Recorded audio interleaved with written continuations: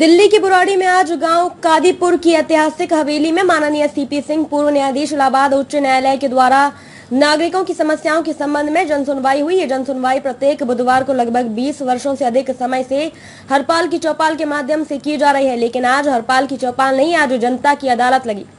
आज की जनसुनवाई भी पेंशन, राशन कार्ड, प्रमाण पत्र आदि अनेकों विषयों पर हुई, लेकिन आज हरपाल सिंह राणा ने बेसहारा बच्चों की पेंशन पर आ रही समस्या पर प्रकाश डाला और कहा, देश में ही नहीं समझ संसार में बेसहारा बच्चे सबसे अपेक्षित एवं शोषित होते हैं। इस अवसर पर उपस्थित वकील अखिल राणा ने बताया कि इस विषय में वर्ष 2020 में माननीय दिल्ली उच्च न्यायालय में जनहित याचिका लगाई गई थी, जिस पर केंद्र सरकार और दिल्ली सरकार के आग्रह पर माननीय उच्च न्यायालय में बेसहारा बच्चों की पेंशन लगाने में अपनी असमर्थता जताई थी, जिस कारण से न्यायालय के द्वारा संज्ञान नहीं लिया गया था। जन सुनवाई में उपस्थित स्वाति के द्वारा भी महिलाओं और बच्चों की समस्याओं के संबंध में अपने विचार व्यक्त किए और उनके द्वारा समस्याओं के समाधान के लिए किए गए कार्य में आ रही परेशानियों का विस्तार से बताया। आपके पूरे इंडिया के हल होगा, लोगों की प्रॉब्लम का हल होगा, क्या करेंगे? देखिए, अभी तक जो हमने सुना इस मीटिंग में लोगों की छोटी छोटी समस्या है, सरकार भी उस पर कार्य कर रही है, लेकिन उससे ज्यादा समस्या है लोगों को जागरूक होने की। जागरूकता की कमी के कारण देश में ऐसा हो रहा है। संविधान भी अपना कार्य कर रही है, लेकिन मूल समस्या क्या है? तो हल न सरकार के पास है कि आज भी हिंदुस्तान में वो सबसे जो बड़ी चीजें हैं वो रोजगार की है। और कौन सी रोजगार? जहां से पैसा कमाना सीखे।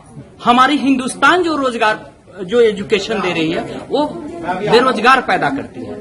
तो हल वहां है, चाइना की तरह, जापान की तरह, अमेरिका की तरह हमारे हिंदुस्तान को वो शिक्षा दिया जाए जहां से रोजगार उत्पन्न हो। जिस हिंदुस्तान का 80% लोग बेरोजगार होगा वो हिंदुस्तान तरक्की नहीं करेगा और मूल जो बातें हैं, मूल जो समस्या है वो यहीं पे आके खत्म होगी। जब तक लोगों के पास रोजगार नहीं होगा, पैसा नहीं होगा, समस्या बढ़ती रहेगी। समाधान न सरकार के पास होगा न कोर्ट के पास।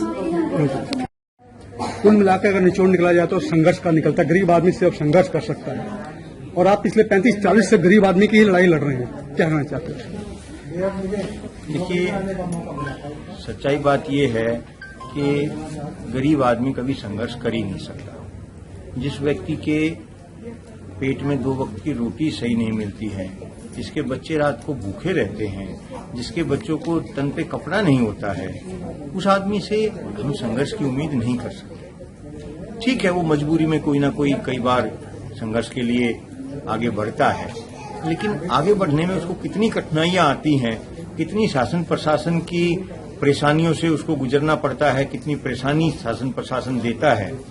मैं इसमें एक छोटा सा उदाहरण दूंगा। अभी बात हो रही थी जागरूकता की, अपने यहाँ पे प्रोफेसर साहब आए, का जागरूक होना चाहिए।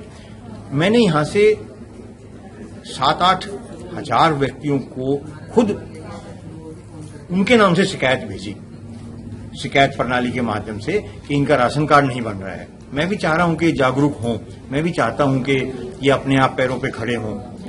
तो ये मतलब आपको ताज्जुब होगा कि जब वो कार्यालय में गए तो उनसे ये लिखवा लिया गया कि ये शिकायत मैंने नहीं भेजी, हरपाल राणा ने अपनी मर्जी से भेजी है, और उनसे अंगूठा लगवा लिया गया।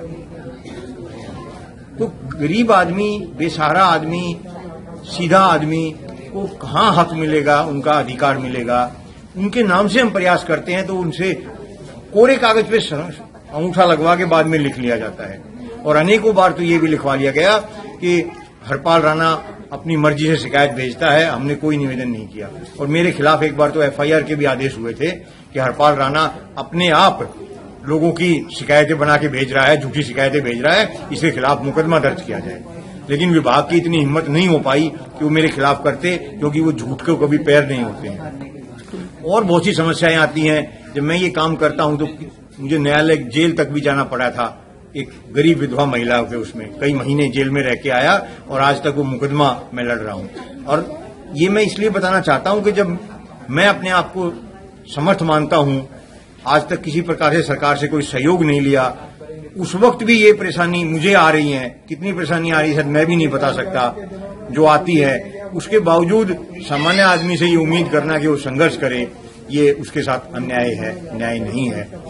और जब मैं जेल में गया, मैं बताऊंगा कि खाली इस व्यवस्था से सरकारी जो व्यक्ति हैं वही परेशान नहीं है, इस व्यक्ति से सरकारी अधिकारी कर्मचारी भी परेशान है।